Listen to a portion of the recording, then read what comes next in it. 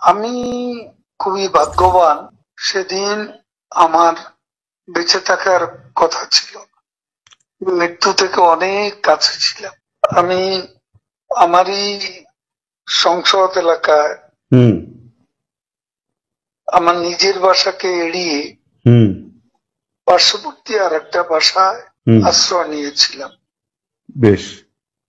তখন চার দিক থেকে মিছিল আসছিল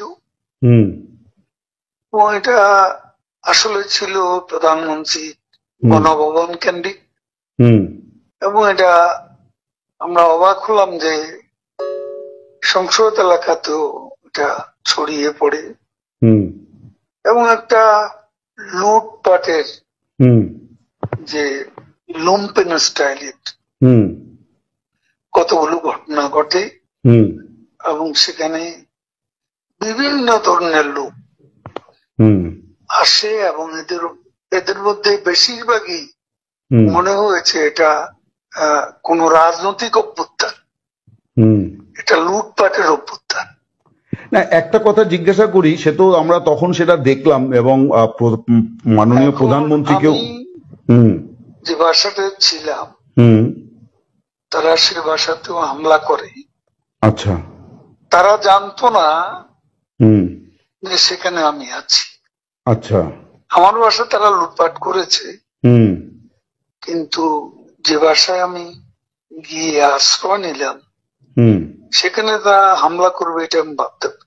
কিন্তু সেখানেও দেখলাম যে অনেক লোকজন ঢুকে পড়ে এবং তারা ভাঙচুর লুটপাট করতে থাকে।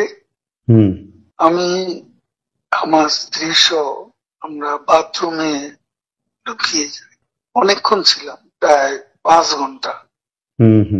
তারপর একটা পর্যায়ে এরা তো ওই বাথরুমের ভিতর সেখানেও কমোড, বেসিন এগুলো তো লুটপাট করেছে সব জায়গায়। সেগুলোর লোভে প্রথমত তাদেরকে আমার ওয়াইফ সেই বাথরুমের মুখে দাঁড়িয়ে বারবার বলছিল যে আমি অসুস্থ, এ কথা বলে তাদের ফিরিয়ে দিচ্ছে। তো একটা পর্যায়ে তারা এই বাথরুমে যেগুলো আছে সেগুলো লুট করার জন্য জোরপূর্বক প্রবেশের হুমকি দেয়। তো সে সময় আমার ওয়াইফ জিজ্ঞেস করে যে কি করবো, খুলে দাও যা হবে। তারপরে 7-8 জন ছেলে ঢুকলো, তার খুবই আক্রমণাত্মক দৃষ্টিভঙ্গি মনোভঙ্গি নিয়ে। তখন হঠাৎ তারা আমার দিকে তাকায়, আমার দিকে তাকিয়ে আপনি নেত্রী চলে গেল, আপনি জাননি কেন? আমি কিছু বলছিলাম। তারপরে এই ছেলেদের মধ্যে কি ভাবের উদয় হয়েছে জানি না, তারা আমাকে বলে আপনার ছবি তুলবো। তারপর আমার ছবি তুলতে শুরু করলো, সেলফি নিচ্ছিল, ছবি তুলছিল। এরা ছাত্ররা অনেকে আমাকে চেনত, কি কারণে তারা তখন আক্রমণাত্মক যে মনোভাবটা ছিল সেটা নিমেষে শীতল হয়ে গেল। এরা ঠান্ডা মাজাজে তখন কথা বলছিল। আচ্ছা। এদের মধ্যে আবার এক পর্যায়ে একটা গ্রুপ তারা চেয়েছিল আমাকে রাস্তায় সেনাবাহিনী হাতে তুলে দিতে, কেউ কেউ আবার এটাও চেয়েছিল যে জনতার হাতে তুলে দিতে। এটা অবশ্যই তখন একটা মানসিক ভাবে ভেতরে ভেতরে ভেঙে পড়েছিলাম।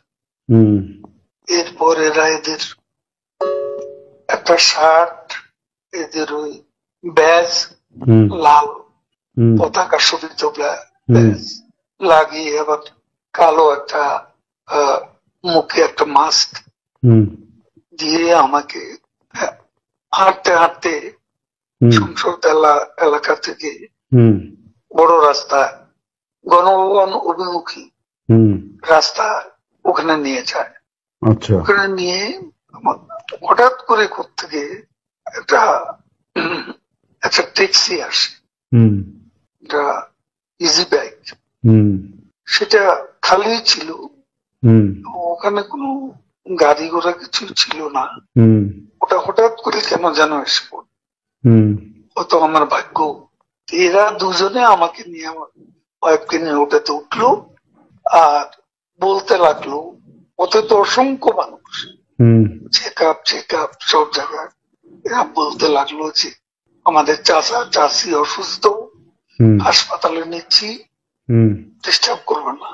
হুম এই করে করে নিয়ে গেল একটা অনেক দূরে একটা জায়গায়। তো এটা হলো, ভাবতেও পারেনি ওরা যখন বাথরুমে ঢুকলো যে বেঁচে